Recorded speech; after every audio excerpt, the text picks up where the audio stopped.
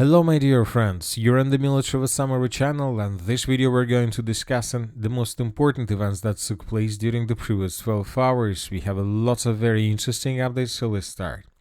And first we're going to talk about another massive missile and drone strike that was carried out by Moscow during the previous night.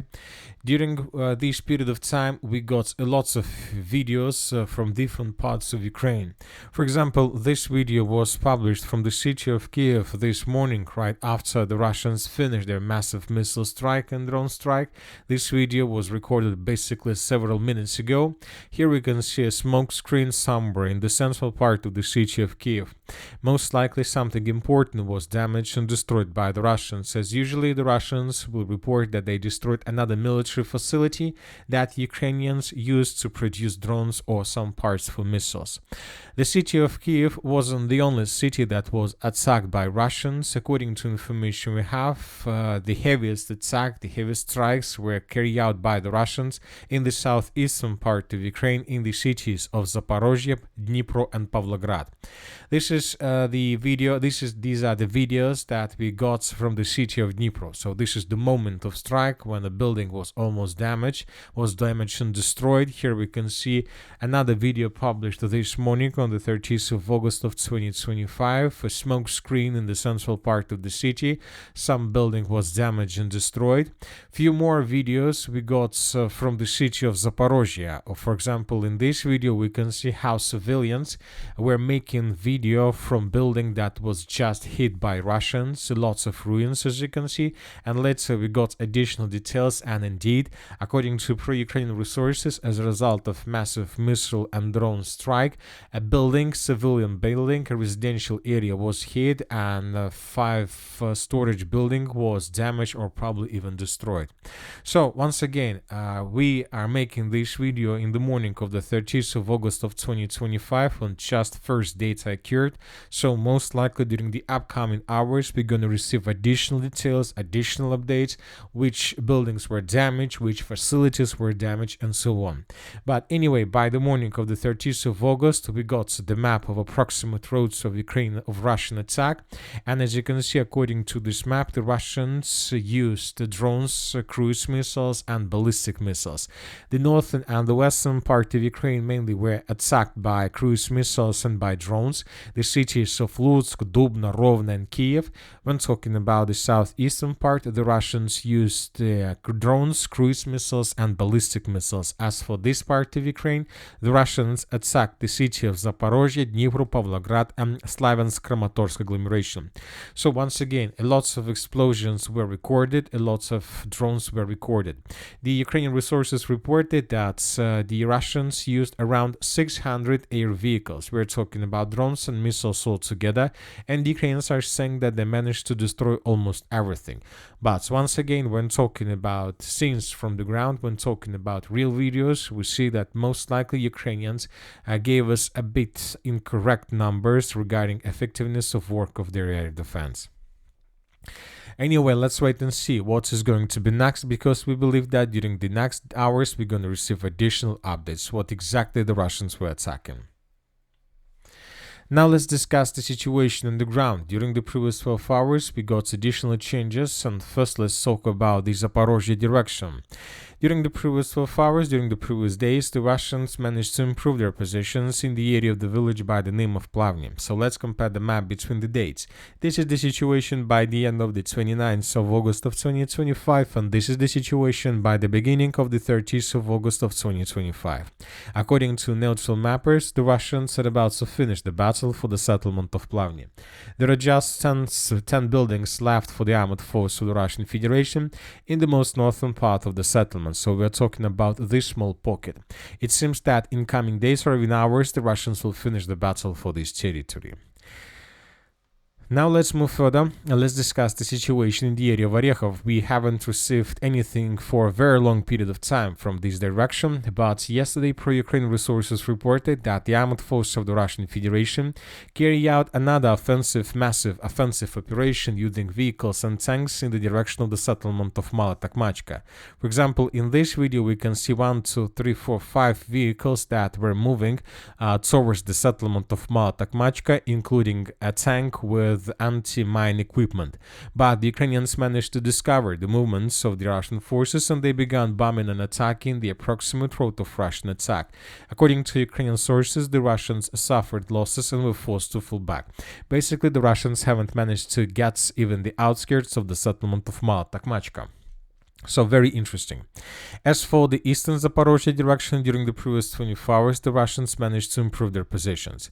Let's compare the map between the dates. According to neutral mappers and according to pro-Ukrainian resources, the armed force of the Russian Federation answered the village of Kamyshevacha.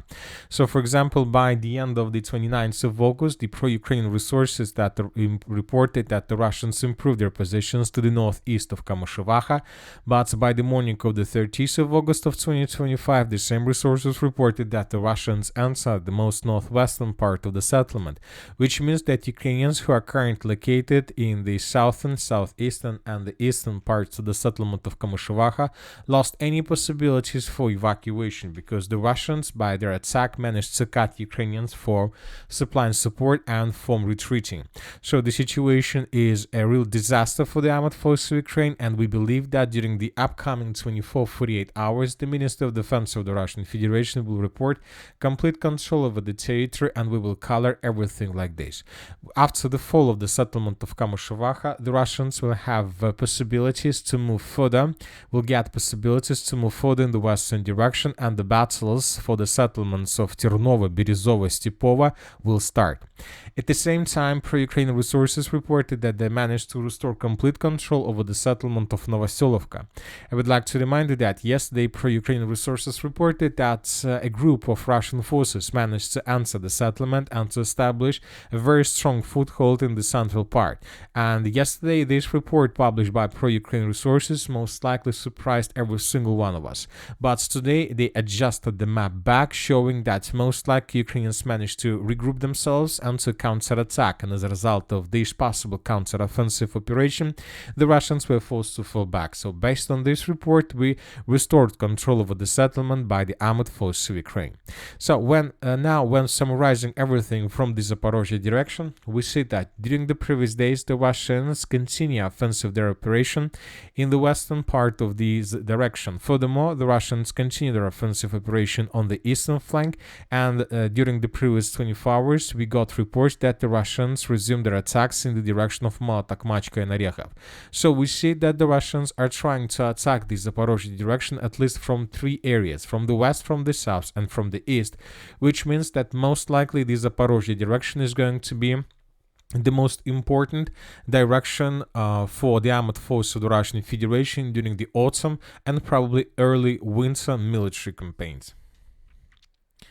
Now let's move further and let's discuss the situation in the vicinity and around the Pokrovsk agglomeration. The pro-Ukrainian resources reported that during the previous days, the Russians managed to improve their positions in the most southeastern flank of this front line. The Russians took under control several trenches and positions around the dense network of the fortifications in the vicinity of Grodovka, so nothing special. And when talking about the entire Pokrovsk agglomeration, we haven't been receiving anything special probably for the previous 10 days. So it seems that either there are very heavy clashes along the line of combat contact, and neither the Russians nor the Ukrainians are able to take initiatives in their hand, because both the Russians and the Ukrainians have strong armies and strong positions there, or both the Russians and the Ukrainians are regrouping before launching another offensive operation for Ukrainians to counterattack and to restore control, for the Russians to improve their positions further. So we believe that sooner or later we're going to start receiving additional updates from this area, but as for now we see that nothing changes. Now let's move further and let's discuss the situation around the settlement of Konstantinovka. Here we can see the same story. The armed forces of the Russian Federation during the previous days made lots of attempts to improve their positions along the perimeter of the agglomeration, but without any changes on the ground. It seems that both the Russians and the Ukrainians have strong positions in this area, and neither the Russians nor the Ukrainians are able to improve their positions right now. So anyway, a turning point in the battle for Konstantinovka is going to come. The question is whether this turning point is going to come today, tomorrow, or in a month, or in 2 months, or probably in the next year. Now we're moving to the Liman or the Kupiansk direction, and during the previous days, probably the Kupiansk direction was the most active, both from the Russian, from the Ukrainian side. The very heavy clashes continue in the area of the cities of Shandrigalovo, Liman, where the Ukrainians, using the 3rd Storm Brigade, are trying to counterattack Russian positions with the purpose to restore control over them.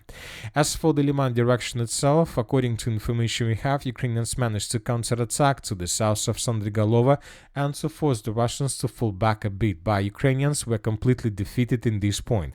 As for now, we adjusted the map like this, but most likely we will restore control over this territory with armored force of the Russian Federation. Furthermore, according to information we have, the Russians continue offensive operation between the settlements of Dirilova and the settlement of Shandrigalova. The Russians are trying to get as close as possible to Novoselka and to cut physically or with fire control over the road of Guchenka. If Russians are able to cut this territory, then Ukrainians in Shandrigalova would be caught in cauldron without any chances for evacuation. It seems that this is exactly what the Russians are trying to do right now. From the northern direction, the Russians managed to restore control over the village of Novomikhailovka and over strongholds and positions around the settlement. Another important update is that the Russians, according to several pro-Russian resources, took under control the village of Andreevka. Furthermore, the Russians are saying that Andreevka was taken by the Russians without any resistance from the Ukrainian side. I would like to remind you that the same sources yesterday reported that the Russians secured the village of Glishenkova and began offensive in the direction of Andreevka and Malievka.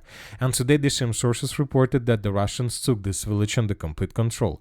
So, summarizing everything, we can see another breakthrough in the central Kupiansk or Barova direction.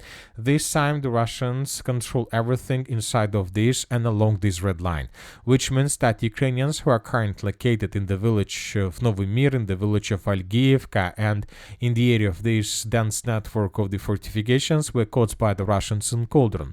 We expect that the Russians will secure and clear this territory in coming days or maybe even hours. Now let's talk about the northern Kupiansk direction. Additional changes on the ground were recorded as well, but this time the changes were recorded in Ukrainian favor. The pro-Ukrainian mappers reported that Ukrainians managed to carry out a very powerful counter-offensive operation, and as a result of this counter-attack, the Ukrainians restored control over the settlement of Moskovika or over the village of Mirova. So these two titles that both the Russians are using for them. So this is very important counter-offensive because, as we discussed in the previous video, the Ukrainians in the territory of the city of Kupiansk were caught by the Russians in cauldron. The Russians established complete control with the main supply and evacuation roads without any chances for Ukrainians for safe evacuation. So that is why the Ukrainians came to the conclusion that it's time to counterattack the western and the northwestern flanks of the city of Kupiansk with the purpose to restore communication with the city itself, and most likely this counteroffensive was pretty successful from the Ukrainian side. We are waiting for additional updates, and we believe that Ukrainians will continue counterattacks with the purpose to restore complete communication with the city of Kupiansk.